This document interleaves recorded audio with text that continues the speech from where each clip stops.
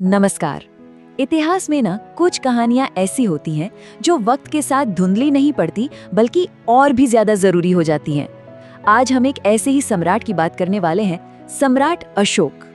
तो सवाल ये उठता है कि एक सम्राट जो अपनी क्रूरता के लिए जाना जाता था, अचानक पूरी दुनिया के लिए शांति का प्रतीक कैसे बन गया।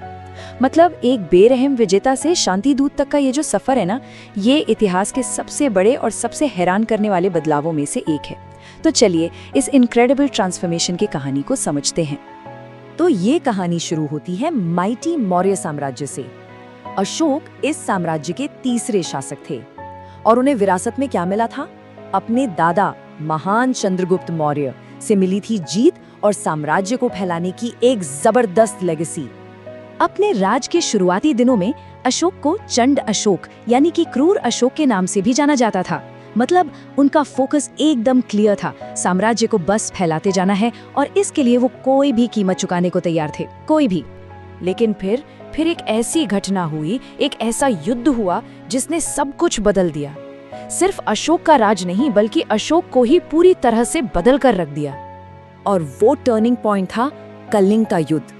देखिए, कलिंग जो आज का ओडिशा है, उस वक्त एक बहुत ही प्रॉस्परस और पावरफुल किंगडम था। इसके पोर्ट्स और ट्रेड रूट्स की वजह से इसकी स्ट्रेटेजिक इंपॉर्टेंस बहुत ज्यादा थी और बस इसीलिए वो अशोक की नजरों में खटक रहा था। ये कोई आम युद्ध नहीं था, ये एक कत्लेआम था। जरा आंकड़ों पर गौर कीजिए। 1 लाख से ज्यादा लोग मारे गए और 1.5 लाख से ज्यादा लोगों को बेघर कर दिया गया। सोचिए, उस जमाने की पॉपुलेशन के हिसाब से ये कितना बड़ा, कितना भयानक मंजर रहा होगा। और इसी तबाही ने, जीत के बाद छाए इस मातम ने अशोक को अंदर तक हिला कर रख दिया। जैसा कि वो खुद अपने एक शिलालेख में लिखवाते हैं, ये जीत उन्हें जीत जैसी लगी ही नहीं, ये तो एक बोझ बन गई थी। एक ऐसा बोझ जो उनके दिलो दिमाग पर हमेशा के लिए बैठ गया। और इसी गहरे रिग्रेट से शुरू हुआ वो बदलाव जो इतिहास में हमेशा के लिए दर्ज हो गया। अशोक ने बौद्ध धर्म अपना लिया और हिंसा का रास्ता हमेशा हमेशा के लिए छोड़ दिया। आप यूं समझिए, अशोक ने अपनी पूरी स्टेट पॉलिसी ही बदल दी। उन्होंने भेरी घोष, मतलब जो युद्ध के नगाड़े बजते थे, उनकी जगह धम्म घोष यानी अच्छाई और नैतिकता की आवाज को अपनाया। ये मिलिट्री कॉन्क्वेस्ट से मॉरल कॉन्क्वेस्ट की तरफ एक जबरदस्त शिफ्ट था। तो अब सवाल आता है कि ये धम्म आखिर था क्या? देखिए, ये कोई नया धर्म नहीं था, ये असल में एक मॉरल कोड ऑफ कंडक्ट था सभी के लिए। इसकी बुनियाद थी नॉन वायलेंस, कंपैशन, टॉलरेंस और हर जीव के लिए रिस्पेक्ट। बहुत ही यूनिवर्सल प्रिंसिपल्स थे ये। और धम्म सिर्फ कोई फिलॉसफी नहीं थी जिससे किताबों में लिख दिया गया हो, नहीं। अशोक ने इसे अपनी पॉलिसीज में, अपने शासन में उतारा। जैसे कि अहिंसा, सभी धर्मों का सम्मान, लोगों के लिए अस्पताल बनवाना, सड़कें बनवाना, बड़ों की इज्जत करना और तो और जानवरों के साथ भी अच्छा बर्ताव करना। अब अशोक चाहते थे कि उनका ये मैसेज, ये नया नजरिया उनके इतने बड़े साम्राज्य के कोने कोने तक पहुंचे।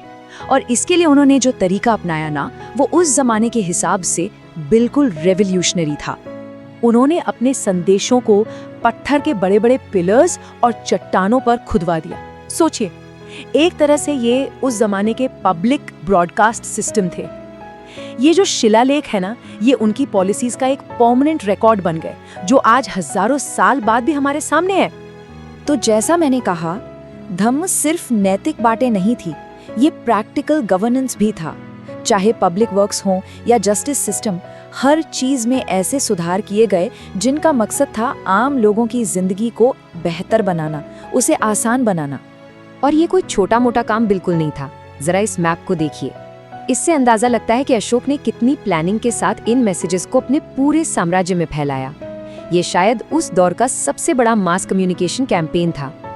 तो अशोक की लेगेसी क्या रही?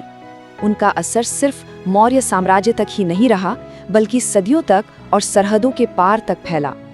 उनकी सबसे बड़ी विरासतों में से एक है बौद्ध धर्म का दुनिया भर में प्रसार।